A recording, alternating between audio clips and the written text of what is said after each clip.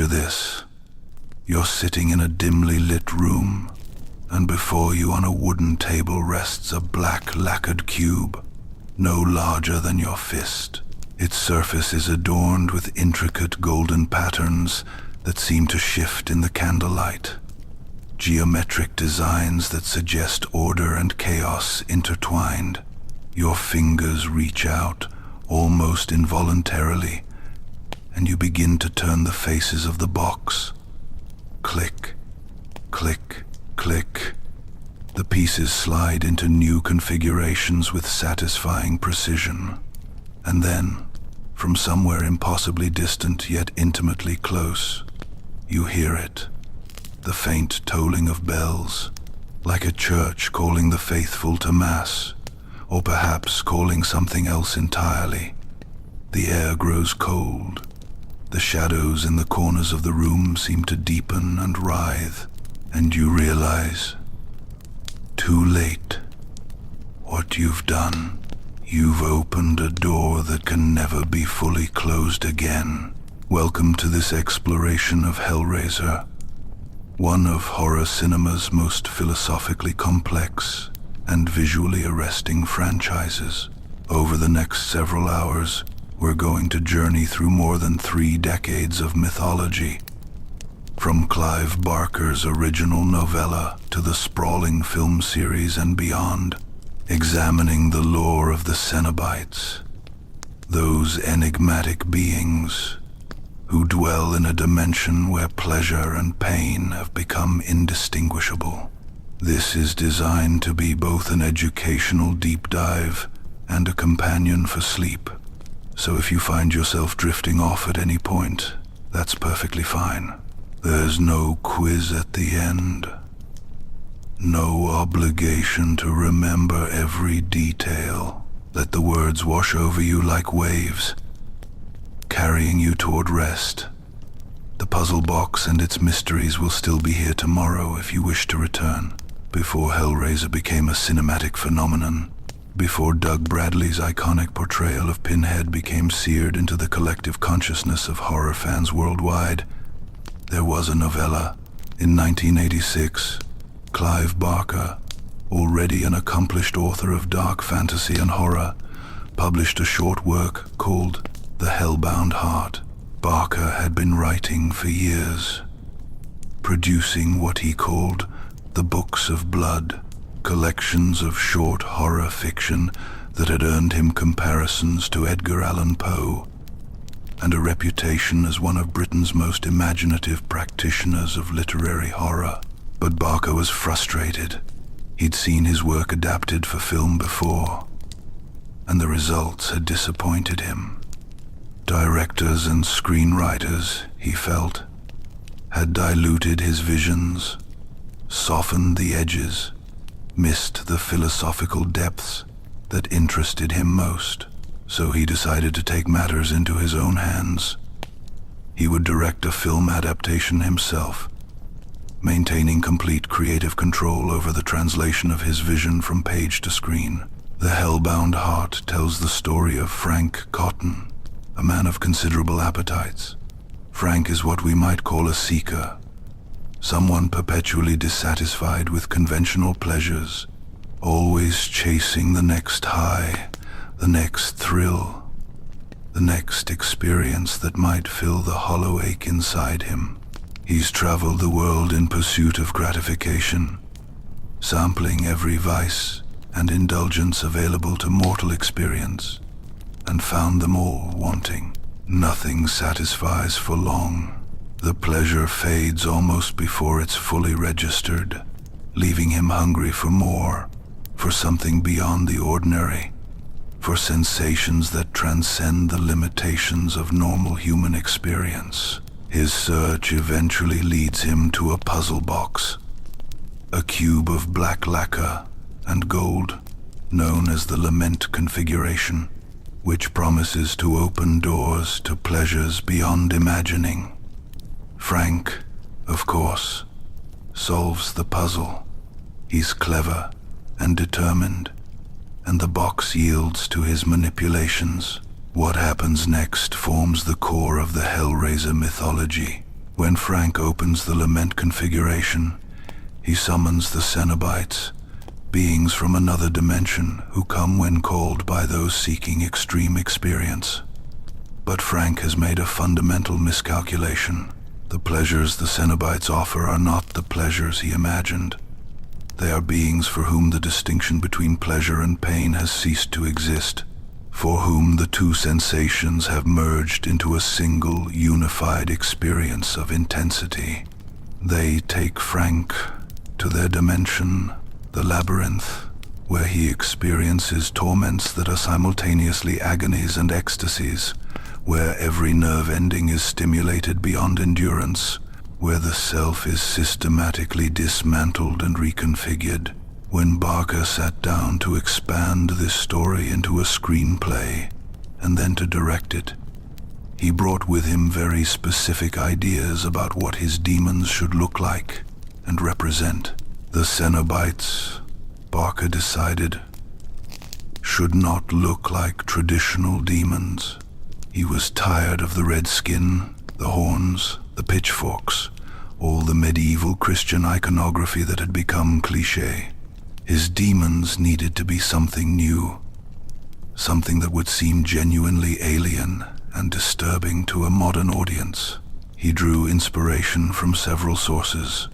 The punk rock scene of 1980 seconds. Britain provided one influence: the leather, the piercings, the deliberate transgression of conventional beauty standards, the way punk fashion transformed the body into a canvas for shocking expression. Catholicism provided another: the ritualistic elements, the robes, the sense of a religious order devoted to mysteries ordinary people could not comprehend. And BDSM culture provided a third: the leather, the implements, the aestheticization of pain, the careful negotiation between control and surrender. These influences combined to create creatures that were both repulsive and fascinating, beings that existed outside conventional morality, neither good nor evil, but something else entirely. The costume designer Jane Wildgoose recorded notes from her conversations with Barker about the Cenobites. He wanted, she wrote, beings with visible areas of exposed flesh where torture was occurring or had occurred. He wanted something associated with butchery. And then came a phrase that perfectly captures the aesthetic Barker was pursuing: repulsive glamour. The Cenobites should be magnificent super butchers. They should make you want to look away, and yet unable to stop staring. The four Cenobites who appear in the original 1987 Hellraiser film embody these principles perfectly. There's the one who would become known as Pinhead, though he had no name in that first film. Just the designation, lead, Cenobite. His head is covered with a grid pattern of pins driven into the skull, transforming his face into a geography of metal and flesh. There's the female Cenobite, with her throat cut open and held wide by wires, her voice a whispered rasp. There's Chatterer, whose mouth has been stretched impossibly wide and filled with chattering teeth, his face a rictus of perpetual agony or ecstasy. And there's Butterball, an obese figure with sunglasses and a grid of cuts across his torso.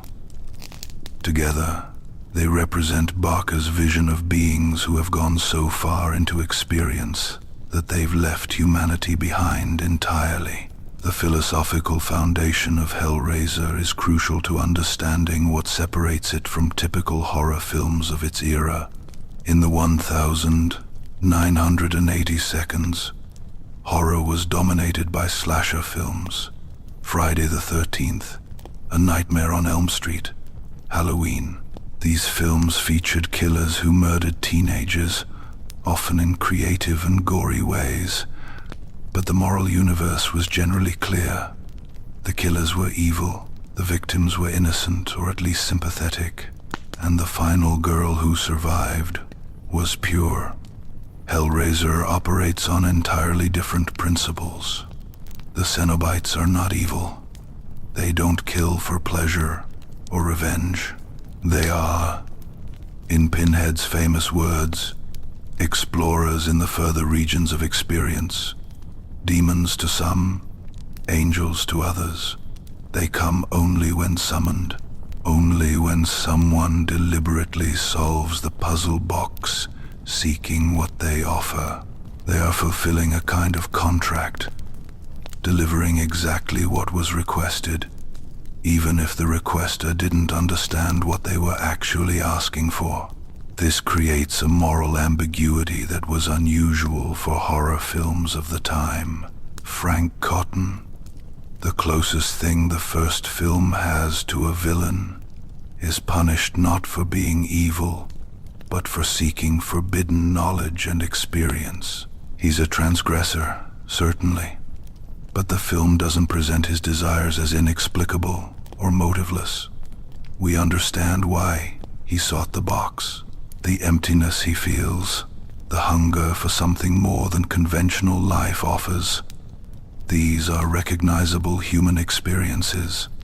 The tragedy is that his solution, his method of filling that void, leads him into a realm where human categories break down. Kirsty Cotton, the film's protagonist, is sympathetic not because she's morally pure, but because she's clever, and because she doesn't want what the Cenobites offer. When they come for her, she negotiates, offering them Frank in exchange for her freedom. The Cenobites respect this bargain because they have rules, codes, a kind of twisted honor. They are not mindless killers, but beings who operate according to a logic we can barely comprehend. The puzzle box itself, the Lament Configuration, is one of the most iconic objects in horror cinema.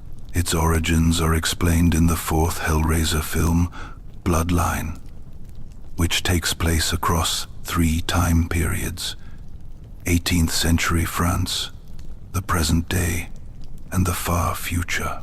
In the 18th century sequences, we meet Philip Lemarchand, a French toy maker and craftsman of extraordinary skill. Lemarchand creates intricate mechanical puzzles, beautiful objects that demonstrate his mastery of his craft. But Lemarchand's story has 2 versions, depending on which source you consult.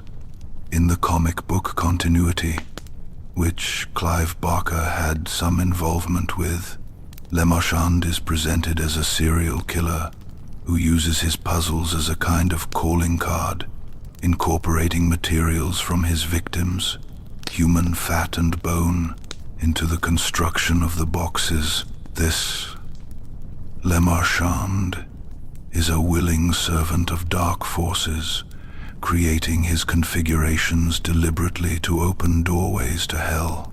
But the film Bloodline offers a different and perhaps more tragic origin. In this version, Lemarchand is commissioned by an aristocrat, the Duc de Lisle, to create a puzzle box according to very specific designs provided by the Duke. Lemarchand doesn't understand the full implications of what he's creating. He's simply a craftsman, following instructions, proud of his technical skill. What Lemarchand doesn't know is that the Duke is in league with a demon named Angelique, described as the daughter of Leviathan, the god of the Cenobite realm. The box Lemarchand creates becomes the first Lament Configuration, a device capable of opening a schism between dimensions, allowing the Cenobites to cross into our world. And for his unwitting role in this creation, Lemarchand and all his descendants are cursed. The box becomes a kind of original sin for the Lemarchand bloodline, a debt that must be paid across generations. The film follows the Lemarchand family across centuries as they attempt to undo their ancestors' work, to create not a doorway to hell but a trap, a configuration that could permanently seal the breach and destroy the Cenobites. The design of the Lament Configuration itself is deceptively simple. A cube approximately 4 inches on each side, made of black lacquered wood or perhaps bone. The accounts vary, with intricate gold inlay forming geometric patterns on each face. The faces can be rotated and slid, transforming the cube's configuration, and when solved correctly, it produces a sound, a tinkling of bells that seems to come from a vast distance. This sound is the signal that the doorway is opening. In the films and related media, we learn that the Lament Configuration is not unique. Lemarchand created many such puzzles over his lifetime, each one slightly different, each one capable of opening the way to the Cenobite dimension. There are configurations shaped like cylinders, pyramids, spheres, each with its own particular properties. Some summon the Cenobites, others grant wishes, but in the manner of a malevolent monkey's paw, twisting the wish into a curse. Others still serve different purposes, acting as prisons or weapons or tools of transformation. What makes the puzzle box so effective as a horror device is its ambiguity. It's beautiful, an object of genuine artistry and craftsmanship. People who encounter it feel compelled to handle it, to solve it, not because they consciously desire damnation, but because the human urge to solve puzzles, to unlock secrets, to master challenges is so powerful. The box exploits this urge, and once solved, once the Cenobites are summoned, there's no easy way to unsummon them. The person who opened the box is marked, claimed. They can close the box and send the Cenobites back to their dimension, but they've been seen, been known. The Cenobites have a way of returning for those who've touched the configuration, as if the box creates a connection that can never be entirely severed. Now we must discuss the Cenobites themselves in greater depth, for they are the heart of Hellraiser's mythology. The word Cenobite comes from a Greek term meaning one who lives in a community, typically used to describe monks who live in monasteries as opposed to hermits who live in isolation. This etymology is significant. The Cenobites are presented not as independent demons but as members of an order, the Order of the Gash, a religious or quasi-religious organization devoted to the exploration of sensation. They wear what might be leather vestments. They operate according to rules and hierarchies. Pinhead is referred to in various sources as the Hell Priest, suggesting a clerical role. They are, in a twisted way, monastics, beings who have renounced conventional existence to devote themselves entirely to their peculiar discipline. But what are they exactly? The first Hellraiser film leaves this question deliberately ambiguous. They might be demons. They might be something else. The second film, Hellbound, Hellraiser 2, provides answers that fundamentally reshape our understanding. We learn that Cenobites were once human. They are transformed beings, people who solved the puzzle box and were taken to the Cenobite dimension, where they underwent a process of extreme modification that destroyed their humanity and rebuilt them as something new. The transformation, when we see it happen to Dr. Chanard in Hellbound, is a scene of visceral horror. Chanard, a psychiatrist obsessed with the occult and with pain, deliberately enters the Cenobite dimension seeking knowledge and power. He is taken to a chamber where an entity called the Engineer operates what appears to be a kind of surgical table. Chanard is strapped down, and then the modifications begin. His flesh is cut, reshaped, incorporated with metal and leather. His blood is drained and replaced with some kind of blue fluid. The process appears agonizing, but perhaps it's also ecstatic. When it's complete, Channard has become the Dr. Cenobite, a creature with a massive phallic instrument extending from his head, surgical tools incorporated into his body, a being that embodies his obsessions, transformed into literal flesh. This revelation that Cenobites are former humans is both tragic and philosophically rich.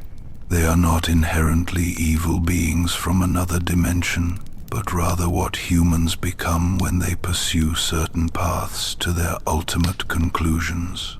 Frank Cotton, seeking extreme pleasure, becomes fodder for beings who were themselves once seekers.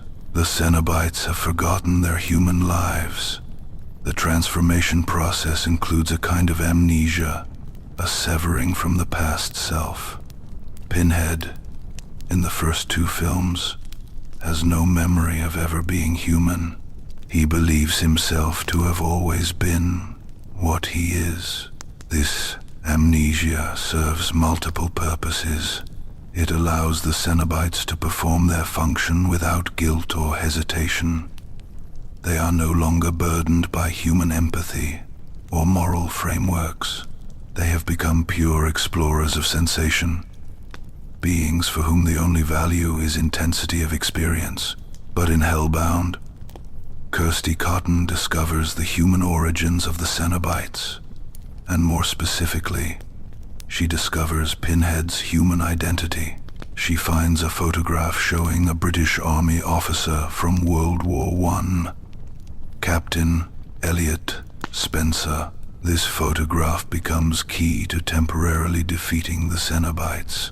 When Kirsty shows Pinhead his own human face, something extraordinary happens. He remembers. The memories flood back. His life as a human, his personality, his values, his faith. And with those memories comes confusion, horror even, at what he has become. The other Cenobites experience similar awakenings. They are momentarily paralyzed by the return of their humanity, caught between what they were and what they are. This provides a crucial insight into the Cenobite condition. The human self is not entirely destroyed, merely buried, and under certain circumstances it can be recovered.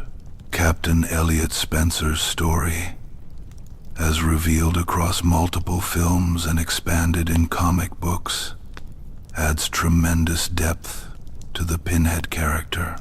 Spencer was born in Victorian England in 1887, growing up in a society characterized by strict moral codes, by a belief in progress and civilization, by confidence in humanity's essentially good nature, despite evidence to the contrary. He joined the British Army as a young man and served in World War I, specifically in the British Expeditionary Force that fought in France and Belgium. Spencer participated in the Battle of Flanders, which might refer to any of several horrific engagements in that region. But specifically, he's associated with the Battle of the Somme and the Battle of Passchendaele, two of the bloodiest battles in human history. At the Somme, on the first day alone, approximately 60,000 British soldiers were killed or wounded. The battle stretched on for months, achieving almost nothing strategically while grinding a generation into the mud. For Spencer, who by all accounts was a sensitive, empathetic man, someone capable of great compassion, the experience of the trenches was psychologically devastating. He saw friends and comrades die in ways that were both gruesome and pointless. He watched the machinery of industrial warfare reduce human beings to meat. The ideals he'd held about civilization and progress and the inherent goodness of humanity, all of it was shattered by the reality of men dying for yards of cratered earth. Spencer survived the war, But like many veterans, he was left with what we would now call PTSD, though in his era it was called shell shock or simply not discussed at all. He felt survivor's guilt, questioning why he lived when so many others died. He felt that he should have been buried in France alongside his comrades. And fundamentally, he lost his faith, not just in God, but in meaning itself. After the war, Spencer wandered. He indulged in various vices: alcohol, opium, sex, anything to numb the pain, to forget, to feel something other than the hollow emptiness and the guilt. But these pleasures were insufficient. They didn't reach deep enough. They were, as he would later reflect, too weak, too conventional. He wanted, though he couldn't have articulated it at the time, to go further, to explore regions of experience that were beyond the ordinary. His travels eventually took him to British India in the 1920 seconds, and there, in a market, or perhaps from a dealer in curiosities, he acquired the Lament Configuration. He solved it, perhaps knowing or half knowing what he was summoning, perhaps hoping that what lay beyond the puzzle would finally be intense enough to break through his numbness. The Cenobites came, and Elliot Spencer ceased to exist, replaced by the entity that would become known as Pinhead. Doug Bradley, the British actor who portrayed Pinhead in the first 8 Hellraiser films, brought considerable depth to this backstory. Bradley and Barker were friends who had worked together in theater before Hellraiser, and they collaborated closely on understanding who this character was beneath the pins and the leather. Bradley watched documentaries about World War I survivors, listened to their accounts of the war and its aftermath. He noted especially one veteran who described feeling that he had cheated death, that he should have died with his comrades, and that surviving felt like a violation of some natural order. This survivor's guilt, this sense of being fundamentally wrong for still being alive, became central to Bradley's understanding of Spencer's psychology. The transformation into Pinhead wasn't punishment. It was a kind of twisted relief. As a Cenobite, Spencer no longer had to wrestle with guilt or meaning, or the horror of being human. He had escaped into a realm where those categories no longer applied. The hierarchical structure of the Cenobites is complex and has been developed across multiple media. At the top, as revealed in Hellbound, Hellraiser 2, is Leviathan, the god of flesh and desire. Leviathan appears as an enormous rotating lozenge or diamond, black and covered with the same geometric patterns that adorn the Lament Configuration. It hovers above the center of the Labyrinth, the Cenobite dimension, which is depicted as an Escher-like maze of corridors and chambers that seem to violate normal geometry and physics. Leviathan is not humanoid, not personal in any conventional sense. It seems to be more of a force than a being, a principle made manifest. The black light that emanates from Leviathan has transformative properties. When humans are exposed to it, they begin to change, their flesh mutating according to their inner nature.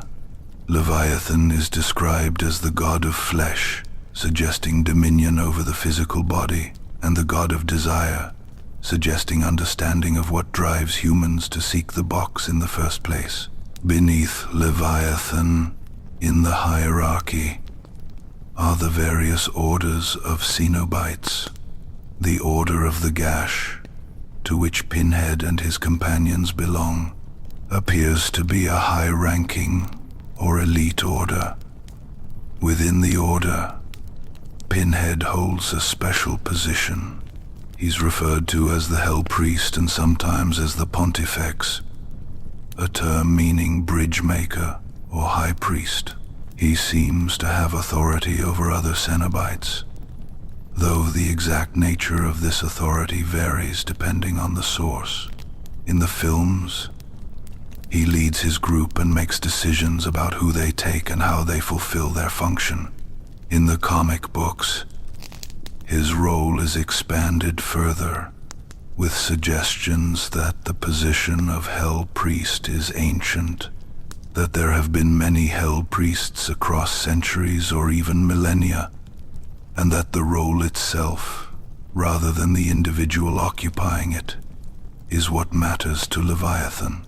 There are rules the Cenobites must follow, laws that govern their behavior. First and most importantly, they can only take those who have summoned them deliberately. This is established in the first film when Kirsty argues that she opened the box by accident, that she didn't know what she was doing, that she shouldn't be held to the same contract as Frank, who knowingly sought them out. Pinhead considers this argument and seems to accept it, though he and his companions appear tempted by Kirsty regardless. They can sense her potential to become one of them, and there's a hunger in how they regard her. But ultimately, the rules matter more than their desires. When Kirsty offers them Frank in exchange for her freedom, they accept the bargain because Frank did knowingly seek them, did deliberately open the box, and therefore legitimately belongs to them. The Cenobites are also limited in their ability to remain in our dimension.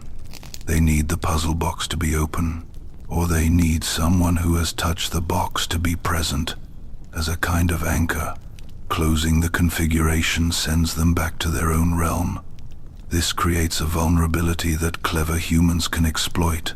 Kirsty, in the first film, masters the box well enough to send the Cenobites away, though she knows they'll remember her, that she's marked now. The Cenobites can be harmed by other supernatural forces. They can fight each other, and in Hellbound we see Dr. Channard, newly transformed into a Cenobite, kills several of the original Cenobites, including the female, Chatterer, and Butterball. When a Cenobite is killed, we see them briefly revert to human form, suggesting that the human soul is still present within the transformed exterior, still capable of death and perhaps release. The female Cenobite, one of the original four, has her own distinct characteristics and backstory that was developed in later materials. She's immediately recognizable by the huge gash in her throat, held open by wires, which gives her a whispering, rasping voice. In the films, she's portrayed by two different actresses, Grace Kirby in the original Hellraiser and Bobby Wilde in Hellbound. The character is sometimes nicknamed Deep Throat by fans and crew, a reference to the throat wound. According to later comic book backstory, before her transformation, she was a nun named Sister Nicoletta who became obsessed with sin. Despite, or perhaps because of, her religious vocation, she developed an overwhelming fascination with transgression, with the very sins she was supposed to be helping others avoid. Her obsession grew until sin was all she could think about, all she desired. When a visitor to her convent sensed her inner turmoil and gave her the Lament Configuration, she opened it eagerly, and the Cenobite called the Grillard came for her, taking her to hell, where she could explore her forbidden desires without limit. The transformation changed her into the female Cenobite, her throat wound perhaps symbolic of her inability as a nun to speak her true desires, now made literal and permanent. Chatterer, another of the original four, is portrayed by Nicholas Vince and is instantly recognizable by his hideously stretched mouth filled with chattering teeth and his burned, scarred face. He cannot speak, only produce the chattering sound that gives him his name. His backstory, developed in comics and related media, is particularly dark even by Hellraiser standards. He was a child who framed his own mother for his father's murder, ending up in an orphanage. When he was 16, he became involved in sex work, and a client gave him the Lament Configuration. He solved it and was taken, transformed into what he is now. Chatterer has gone through several iterations across the films. There's Chatterer 2, Chatterer 3, and various other versions, suggesting that Leviathan particularly favors this design. This motif of the tortured mouth unable to close. Chatterer serves as physical muscle for Pinhead's group, restraining victims. And there's something especially disturbing about his childlike backstory, combined with his fearsome appearance. Butterball, the fourth of the original Cenobites, is portrayed by Simon Bamford. He's the most grotesque of the group in some ways.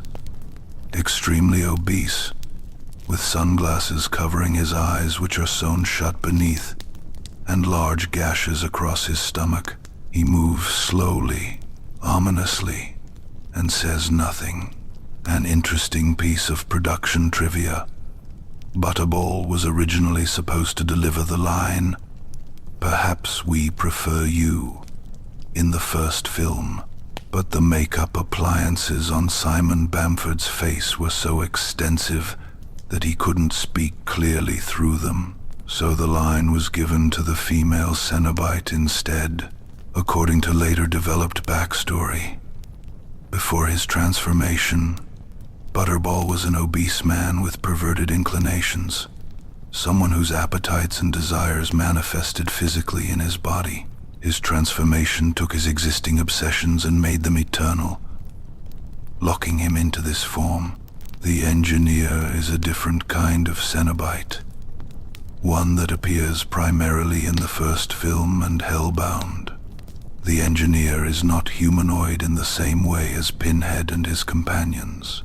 Instead, it appears as a kind of monstrous skeletal creature that moves on all fours or crawls along walls and ceilings. In Hellbound, the Engineer is shown operating the transformation chamber where humans are converted into Cenobites, suggesting a specific functional role within the Cenobite hierarchy.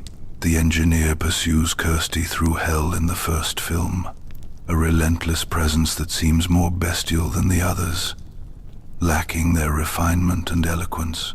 Dr. Philip Lemarchand, who becomes a Cenobite in Hellbound, represents an important variation on the transformation process. Unlike Frank or the original Cenobites who were seeking pleasure or experience, Lemarchand is a psychiatrist obsessed with understanding pain and the mind's response to extreme suffering. He runs a mental institution where he conducts unethical experiments on his patients. When he discovers that hell is real, that the Cenobites actually exist, his obsession shifts toward entering their dimension to study it firsthand. Julia, who has escaped from hell and needs blood to rebuild her body, seduces Lemarchand and eventually tricks him into entering the Labyrinth. The transformation of Lemarchand is one of the most disturbing sequences in the franchise.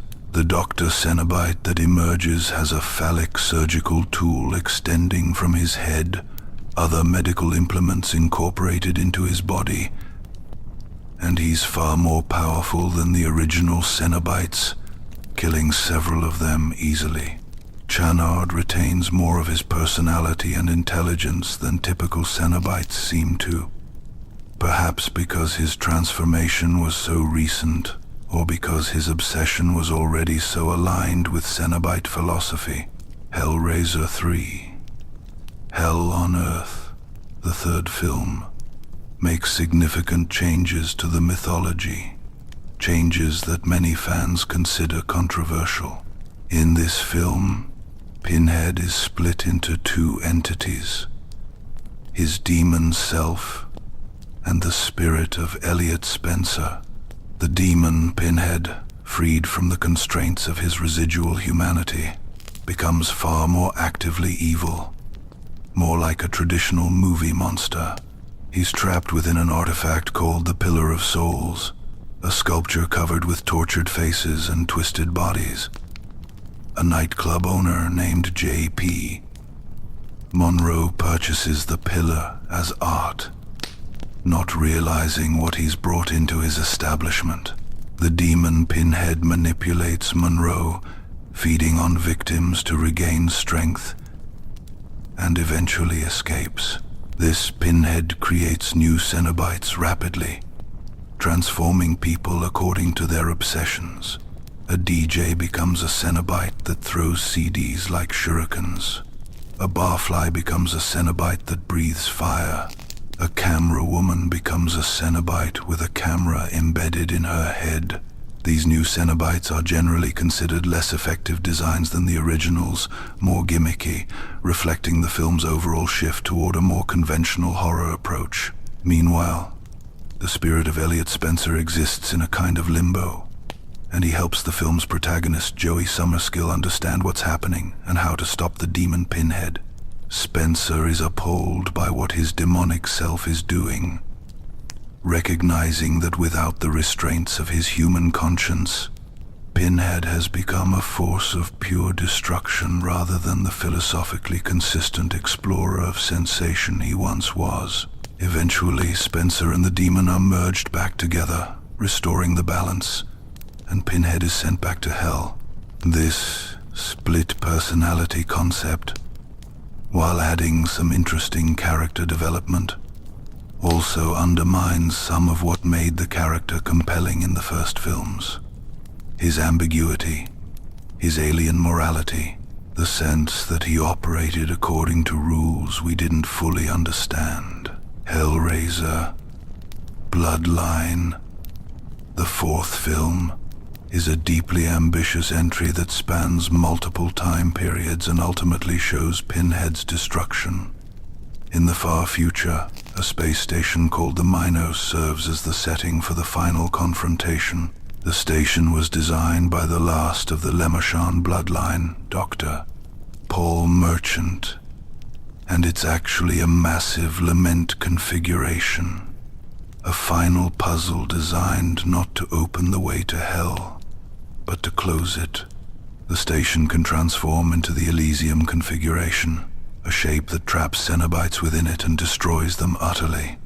Pinhead and other Cenobites are lured to the station, trapped within the Elysium configuration, and destroyed as the structure closes around them. This ending provides a definitive conclusion to Pinhead's story, at least in theory, though of course the franchise continued with numerous sequels that ignore or contradict this finale. The films that followed Bloodline, from Hellraiser, Inferno onward, are generally smaller in scope and budget, many going straight to video. They introduce various new Cenobites with mixed success. Some, like the Wire Twins in Inferno, are visually striking. Their faces are pierced together with long wires, and they have serpentine tongues. Others, like the gimmicky Cenobites from Hell on Earth, feel less inspired. These later films often change Pinhead's role and motivation significantly. In some, he's more of a punisher of the wicked, appearing to torment corrupt or evil humans in ways that seem almost moral. In others, he's simply taking anyone who opens the box, regardless of their intentions. The consistency of the mythology suffers as different writers and directors put their own spin on the material without necessarily respecting what came before.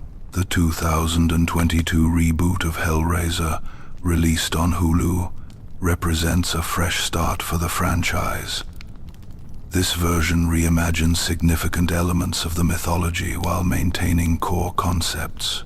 Most notably, the lead Cenobite, the Pinhead role, is played by a woman, Jamie Clayton.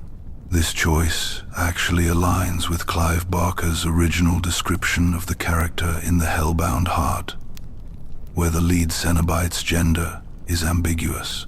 The 2022 film introduces a new concept. The puzzle box has 6 configurations, each granting a different gift or curse. These are described as Lament, Lore, Labyrinth, Liminal, Lazarus, and Leviathan. A character can progress through the configurations by offering souls to the Cenobites, and each configuration grants something the person thinks they want, but in a twisted form. The film explores the theme of grief and the dangerous lengths people will go to undo loss, with the puzzle box offering false promises of resurrection and reunion.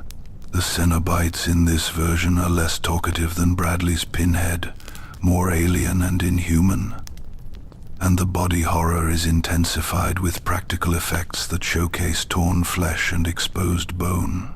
One of the most interesting aspects of Hellraiser's mythology is how it's been expanded through comic books, particularly those published by Epic Comics, a Marvel imprint, in the 1990 seconds, and later by Boom Studios.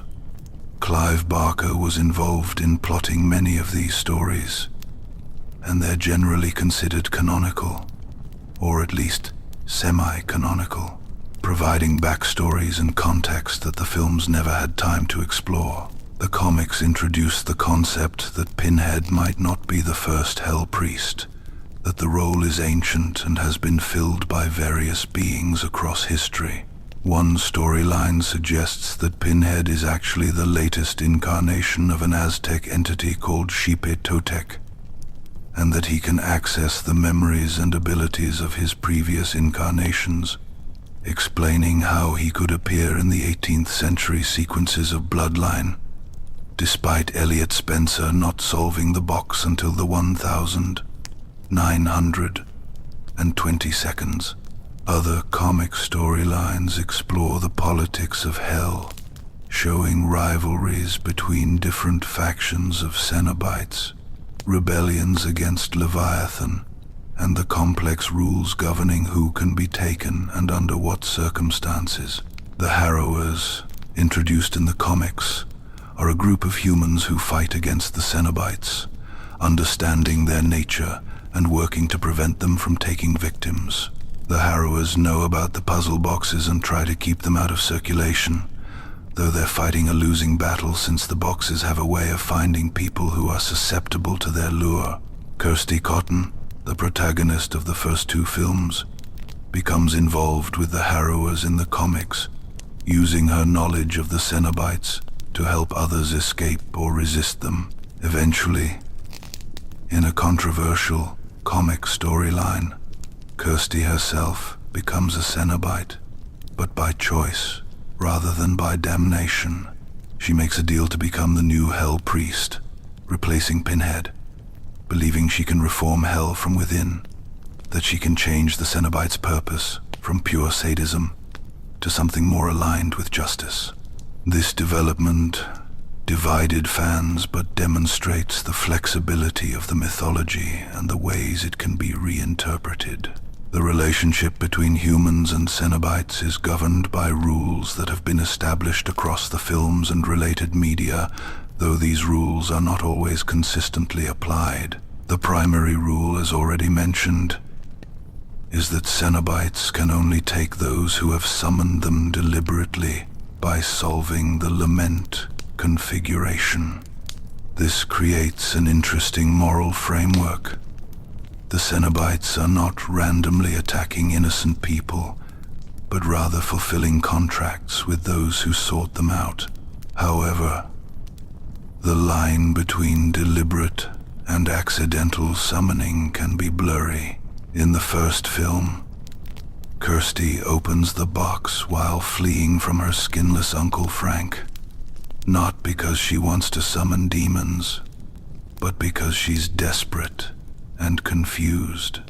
She argues successfully that her summoning was not deliberate in the way Frank's was, and the Cenobites accept this distinction. Though they seem disappointed, they can sense in her a potential darkness, a capacity for transgression that makes her interesting to them. But they respect the technicality of the rule. Another crucial rule is that closing the puzzle box sends the Cenobites back to their dimension. This is demonstrated multiple times across the franchise. When someone masters the configuration well enough to solve it backward, reversing the process that summoned the Cenobites, they must return to the Labyrinth. This provides a potential escape for those who've accidentally opened the box, though closing it is not always simple, especially under the stress of having demonic entities pursuing you. Kirsty manages it in the first film, buying herself time and eventually negotiating her freedom. But the box remembers those who've touched it, and the Cenobites have ways of returning for those who've escaped them once. Frank Cotton, who escapes from hell through a combination of his brother's blood on the floor of the house where he was taken, and his own determination, finds himself constantly pursued. The Cenobites want him back. He belongs to them by right, and they will not stop until they reclaim him. The Cenobites can be harmed or even destroyed, but not by ordinary human means. Bullets, knives, fire, conventional weapons have no effect on them. They exist partly outside normal physical laws, and their bodies, though they appear to be flesh, are something more resilient. However, other supernatural entities can harm them. When Dr. Shannard becomes a Cenobite in Hellbound, he's far more powerful than Pinhead and his companions, and he easily kills the female Cenobite, Shatterer, and Butterball. We see them die, their bodies reverting briefly to human form, showing us what they looked like before their transformations. These deaths suggest that the human soul is still present within the Cenobite, that the transformation, while profound, is not total annihilation of the original person. There's also the Elysium configuration from Bloodline, a device specifically designed to trap and destroy Cenobites by Lemarchand's descendant, demonstrating that with sufficient knowledge and the right tools, Cenobites can be definitively killed. Leviathan itself, the god of the Cenobite realm, has the power to punish or destroy Cenobites who displease it. In the comics, there are references to rebellions within Hell, Cenobites who've grown dissatisfied with Leviathan's rule or who've developed philosophical disagreements about the purpose of their order.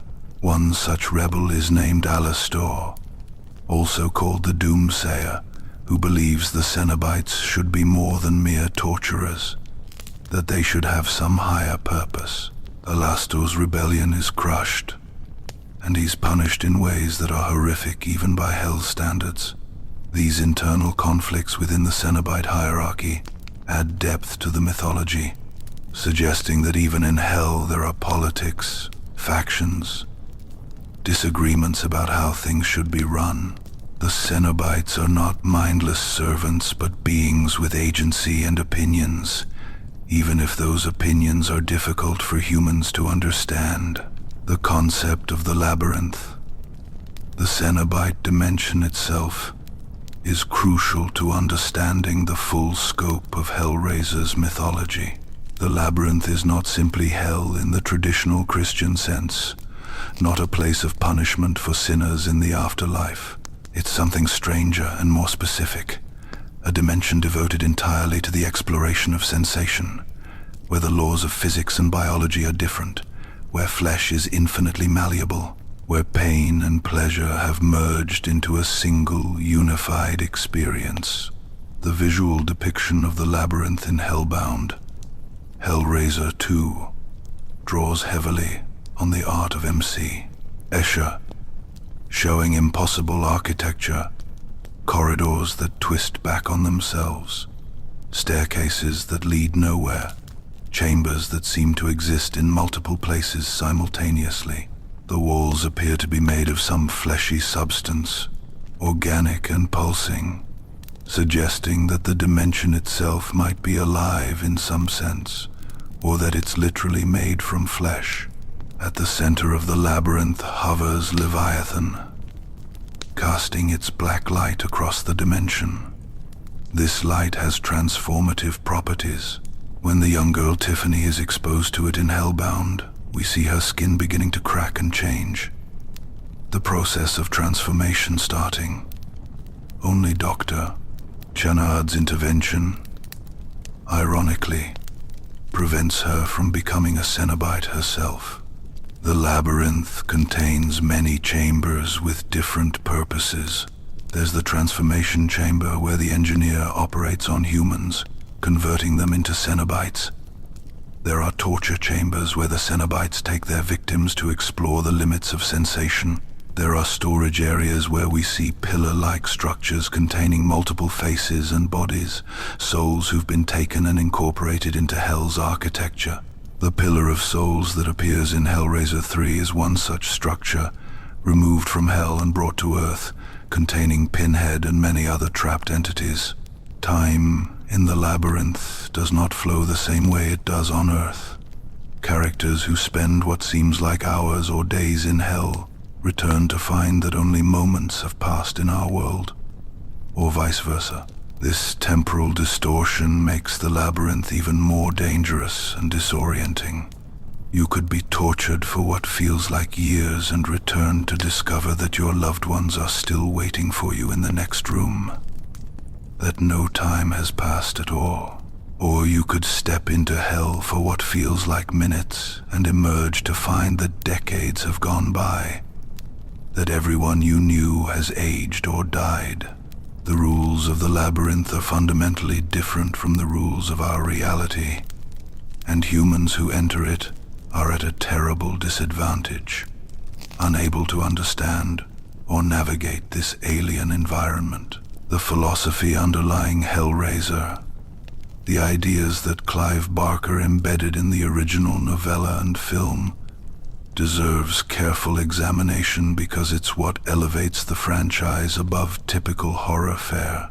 At its core, Hellraiser is about the pursuit of transcendence through extreme experience. Frank Cotton is not satisfied with ordinary life, with conventional pleasures, with the safe and the known.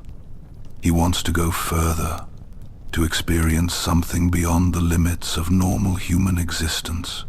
This is not presented as inherently evil or stupid. Barker seems to have some sympathy for this desire, understanding that the hunger for transcendence, for something more than mundane existence, is a fundamental human trait. We see it in mystics and saints, in artists and explorers, in anyone who's ever felt that ordinary life is not enough, that there must be something beyond the veil of everyday experience. The tragedy of Hellraiser is that Frank seeks transcendence in the wrong place. Through the wrong means, the Cenobites do offer extreme experience, but it's experience that destroys the self, that obliterates individual identity in the pursuit of pure sensation. The philosophical question Barker poses is whether transcendence through suffering is genuine transcendence or merely destruction. Can you really transcend humanity by going so far into experience that you lose your humanity entirely? Or is that just another form of death, an annihilation of everything you were? The Cenobites believe they've achieved something valuable, that they've gone beyond human limitations into a realm of pure intensity. But from the outside, from the human perspective, they look like damned souls, trapped in an eternal cycle of giving and receiving torment. The religious imagery throughout Hellraiser is deliberate and significant. The Cenobites are presented as a perverted monastic order, devoted to their own twisted gospel of sensation. Pinhead is the Hell Priest, a title that explicitly connects him to religious authority. The puzzle box could be seen as a kind of dark rosary, an object of devotion that connects the supplicant to the divine, or in this case, to the demonic. The act of solving the box is like a prayer, a ritual that opens communication with another realm. The Cenobites come when called like saints or angels, appearing to those who invoke them with sufficient devotion and desire. But this is all a dark inversion of conventional religious experience, where traditional religion promises salvation and eternal joy. The Cenobite religion offers eternal intensity that might be agony or ecstasy, or both simultaneously. There's also a strong theme of forbidden knowledge running through Hellraiser. The puzzle box is a symbol of mysteries that should not be unlocked, doors that should remain closed, knowledge that is dangerous to possess. This connects to old myths like Pandora's box or the story of Adam and Eve eating from the tree of knowledge. There are things humans are not meant to know, experiences we're not meant to have, and those who transgress these boundaries pay terrible prices. But the films also acknowledge the appeal of transgression, the powerful draw of the forbidden. The puzzle box is beautiful. It calls to people. Those who are susceptible to its call feel compelled to solve it, even when they sense danger, even when some part of them knows they shouldn't. This is very human. The moth drawn to the flame, the curiosity that kills the cat, the desire to know what we're not supposed to know. The leather and BDSM aesthetics of the Cenobites are not just for shock value, but represent a specific philosophical stance about pain and pleasure. In BDSM culture, at least in its consensual and thoughtful forms, there's an understanding that pain can be pleasurable, that the two sensations exist on a continuum rather than as opposites. The endorphin rush from certain kinds of pain can produce euphoria. The surrender involved in submitting to painful sensations can be psychologically liberating. The Cenobites represent this principle taken to an absolute extreme, a place where the distinction between pain and pleasure has collapsed entirely. They've gone so far along the continuum that they've reached a point where the two are literally indistinguishable. When they speak of the pleasures they'll show you, they're not lying or being ironic. From their perspective, what they do is genuinely pleasurable. It's just that their understanding of pleasure has become so alien that it looks like torture to anyone with a normal human nervous system and psychology. Frank Cotton's fate across the first two films illustrates the consequences of seeking what the Cenobites offer. When he opens the box, they take him to their dimension and subject him to experiences that tear him apart, literally and figuratively. His body is dismembered, hooks and chains pulling him in multiple directions simultaneously. But he doesn't die in any conventional sense. His essence, his soul, or whatever you want to call it, remains trapped in the labyrinth, experiencing eternally. He manages to escape, though the films never fully explain how, returning to the house where he was taken when his brother Larry accidentally cuts himself and bleeds on the floor of the attic. Frank's spirit, or essence, is able to use this blood to begin reconstructing a body, emerging first as a skinless, raw-fleshed thing that must hide in the attic, gradually rebuilding itself by murdering men that Larry's wife Julia lures to the house.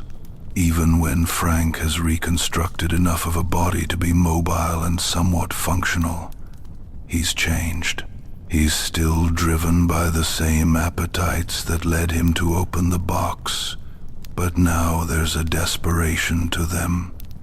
He knows the Cenobites will be coming for him. He's escaped their grasp, and they don't appreciate that. When they finally reclaim him at the end of the first film, There's a sense of terrible inevitability. Frank belongs to them. He summoned them deliberately, seeking what they offered. And the fact that he didn't understand what he was really asking for doesn't invalidate the contract. The Cenobites take him back, tearing him apart once again with their hooks and chains, and this time presumably there's no escape. Frank's story serves as a warning. Be careful what you wish for, especially when you're wishing for experiences beyond the boundaries of normal human existence. Julia Cotton, Frank's lover and his brother's wife, has her own tragic arc across the first two films. Julia is initially portrayed as somewhat sympathetic, a woman trapped in a loveless marriage who had a passionate affair with her husband's brother. When Frank returns as a skinless monster hiding in the attic, Julia agrees to help him, luring men to the house so Frank can kill them and absorb their life force, gradually rebuilding his body. Julia's motivations are complex. She's drawn to Frank, to his intensity and his transgressiveness, but she's also horrified by what he's become. As the film progresses and Julia commits murder after murder to feed Frank, she becomes more complicit, more corrupted. By Hellbound, Julia has died and gone to hell herself, not because she opened the box, but because of the murders she committed. In hell, Julia is trapped in a kind of limbo, a mattress soaked with blood in a stark room. When Dr. Channa discovers how to enter the Cenobite dimension, he brings another victim whose blood splashing on the mattress allows Julia to begin reconstructing herself, just as Frank did in the first film. Julia emerges as a skinless figure who must kill to rebuild her body.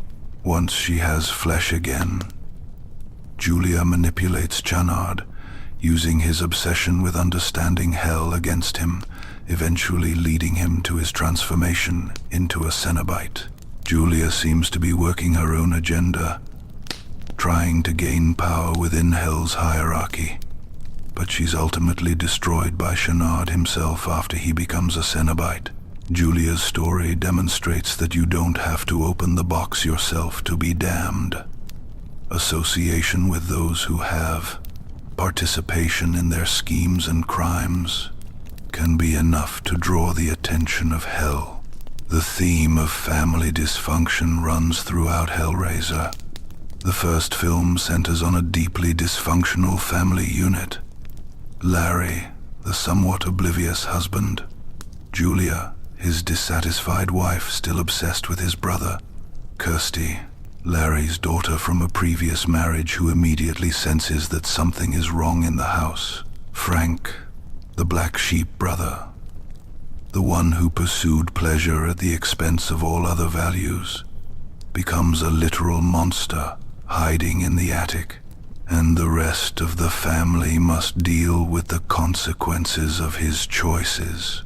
Kirsty is the moral center, the one who hasn't been corrupted by Frank's influence or by the toxic relationship between Larry and Julia. She's clever, resourceful, and fundamentally decent, which is why she's able to negotiate with the Cenobites and ultimately survive. Hellbound expands this family theme by introducing Tiffany, a young girl who's been institutionalized and is apparently mute due to psychological trauma. Dr. Channard uses Tiffany's skill at solving puzzles, making her open the Lament Configuration, because he knows the Cenobites' rule about only taking those who opened the box deliberately.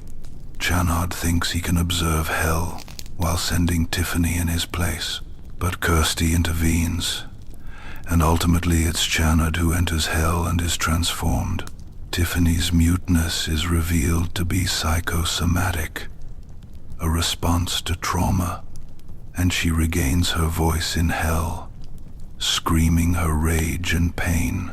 The relationship between Kirsty and Tiffany becomes protective, almost sisterly, as Kirsty tries to shield this younger, more vulnerable person from the horrors they're facing. Family, in Hellraiser, can be both a source of dysfunction and danger, as with Frank and Julia, or a source of strength and protection, as with Kirsty and Tiffany. The design philosophy behind the Cenobites is worth exploring in more detail because it's so central to why they're effective as horror icons. Clive Barker explicitly rejected traditional demon imagery. He wanted something that felt modern, that would disturb contemporary audiences in ways that red skin and horns wouldn't. The decision to use modification of the human form rather than a completely alien appearance was crucial. The Cenobites are recognizably based on human bodies, which makes them more disturbing than if they were entirely alien. We can see what they once were underneath the modifications. The pins, the cuts, the leather, the hardware. This creates a sense of body horror, of violation of the human form that's more viscerally upsetting than pure monster designs. The specific modifications each Cenobite displays seem to relate to their human obsessions or the nature of their seeking. Pinhead's grid of pins suggests a systematizing mind, someone trying to map experience, to create order through marking and measuring. The female Cenobite's throat wound might relate to communication or the lack thereof. Perhaps she was someone who couldn't express her desires when human. Chatterer's terrible mouth full of teeth suggests oral fixations, perhaps related to consumption, to hunger that can never be satisfied. Butterball's obesity and the wounds on his torso might relate to bodily appetites taken to extremes. The modifications are not random but meaningful, reflecting the inner nature of each transformed individual. Later Cenobites continue this pattern. The Wire Twins, with their faces pierced together, suggest codependency, a relationship so close it becomes destructive. Two people who've lost their individual identities in their connection to each other. Dr. Channard's phallic surgical tool extending from his head is an obvious symbol of his profession and his obsessions. The psychiatrist who penetrated minds now literally penetrates with a physical instrument.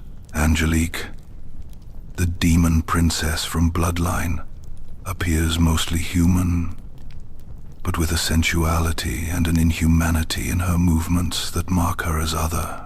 The various Cenobites created by the demon Pinhead in Hellraiser 3 each embody the obsession of their human form. The DJ and his music, the camera woman and her need to record and observe, the barfly and his drinking. The practical effects used to create the Cenobites in the original films are part of why they remain effective. These are physical makeups and prosthetics, not CGI. Doug Bradley spent hours in the makeup chair having hundreds of pins applied to his head for each day of shooting. The female Cenobite's throat appliance was uncomfortable and difficult for the actress to work with. Chatterer's mouth prosthetic was elaborate and restrictive. This physicality comes through on screen. The Cenobites have weight and presence. They feel real in a way that CGI creatures often don't.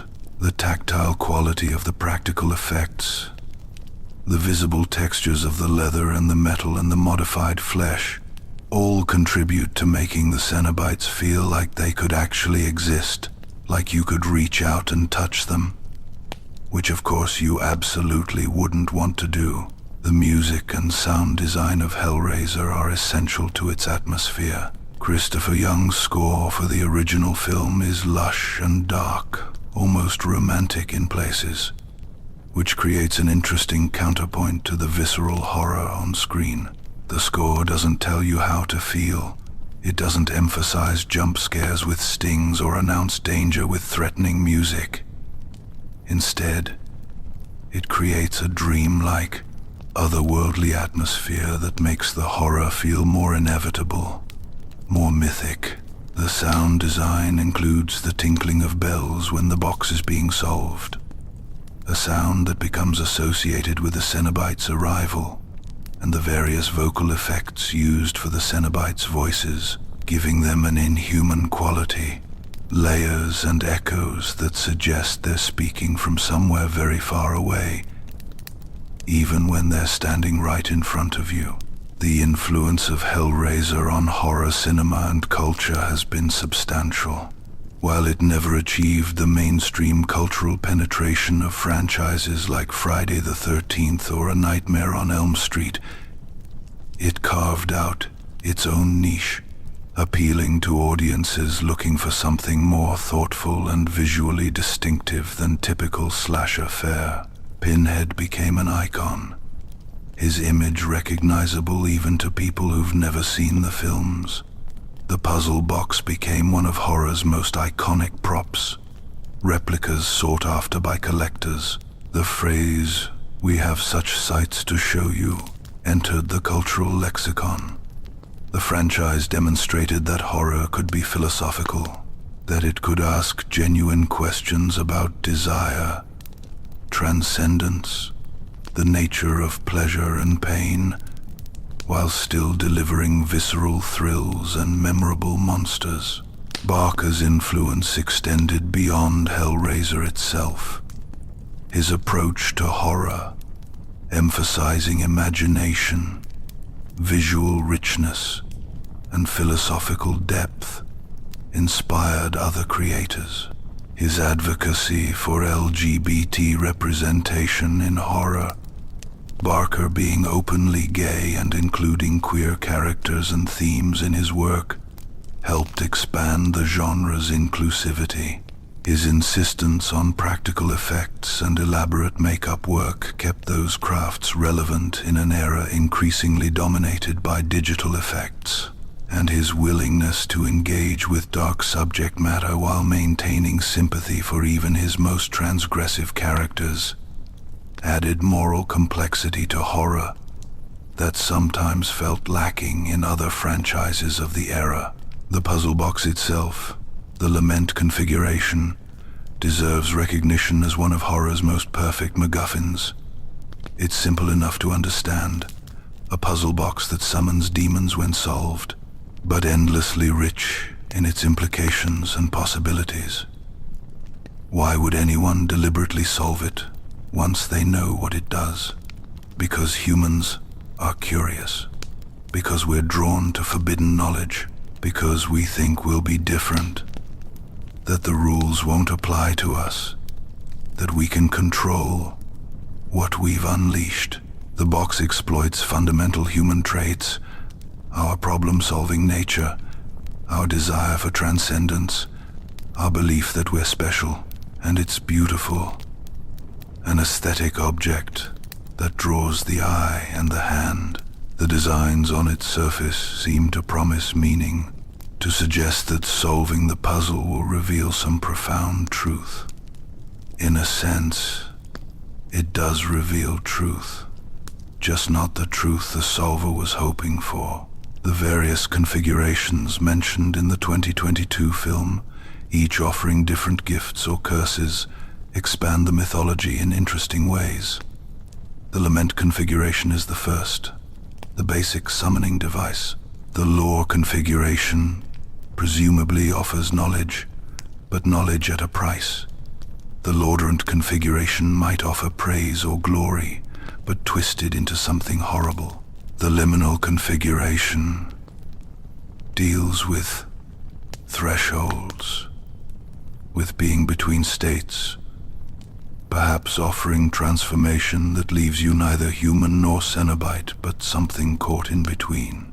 The Lazarus Configuration offers resurrection, but resurrection in a form that makes death seem preferable. And the Leviathan Configuration presumably connects directly to the god of hell itself, offering the ultimate boon and the ultimate price.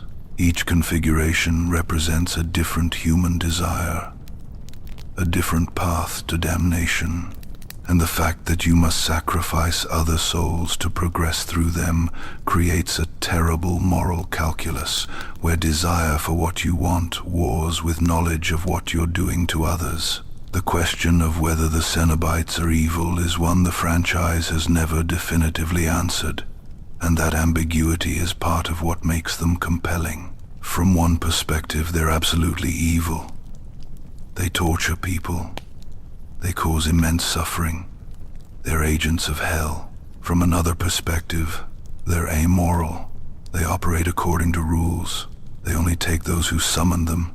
They offer exactly what was requested, even if the requester didn't understand what they were asking for. Pinheads claim that they are demons to some, angels to others, is not merely clever rhetoric, but a genuine statement of their philosophical position. They've transcended conventional morality. They exist beyond good and evil in a Nietzschean sense. They're not malicious or sadistic in the way human torturers are. They don't take joy in suffering. They're exploring sensation, pushing boundaries, and they invite others to join them in this exploration.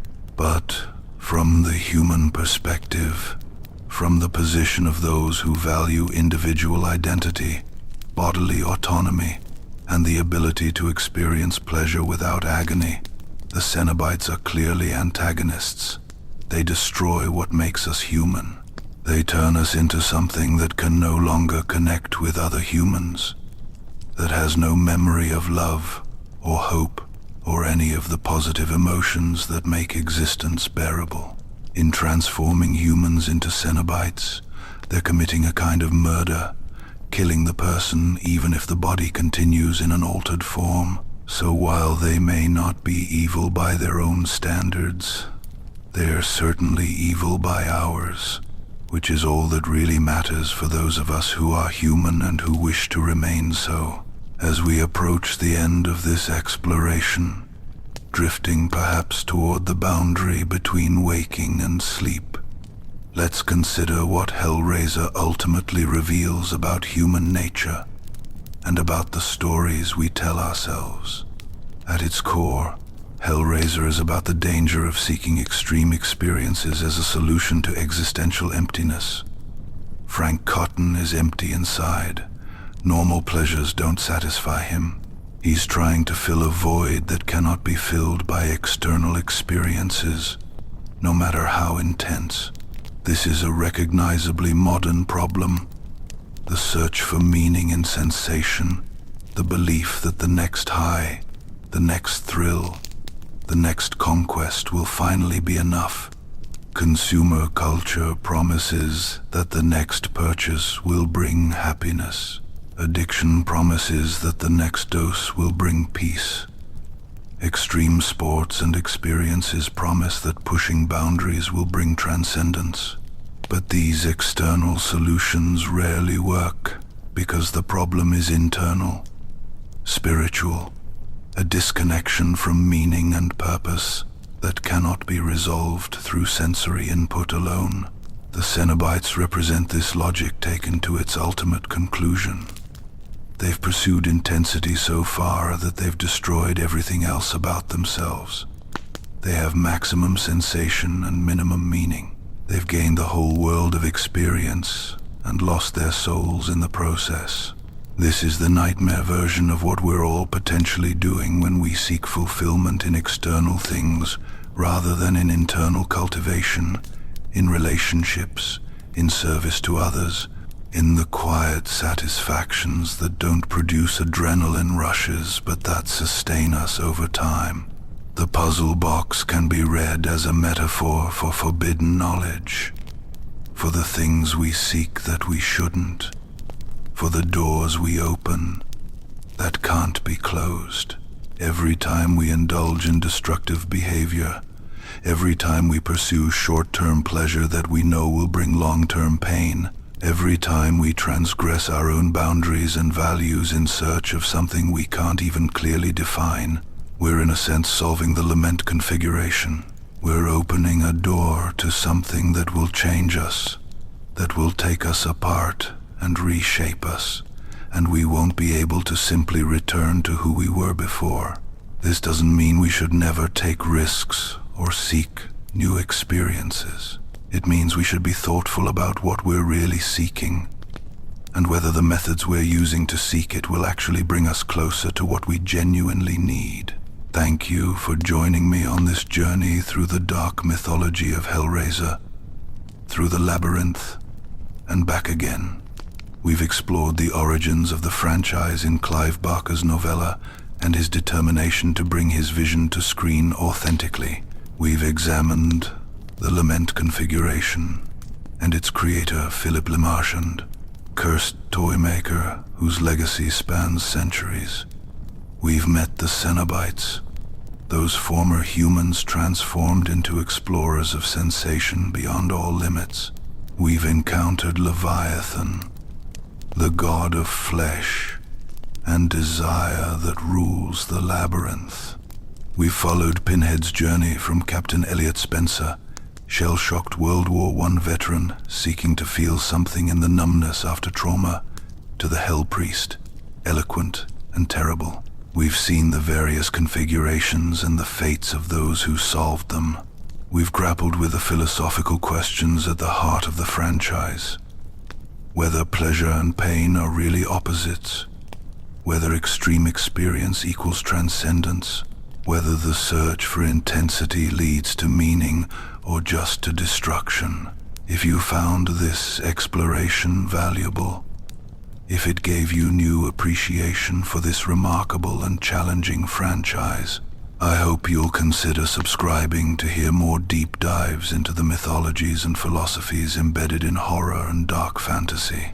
But for now, let these dark images fade into the background. You're safe here. No puzzle box sits before you, demanding to be solved.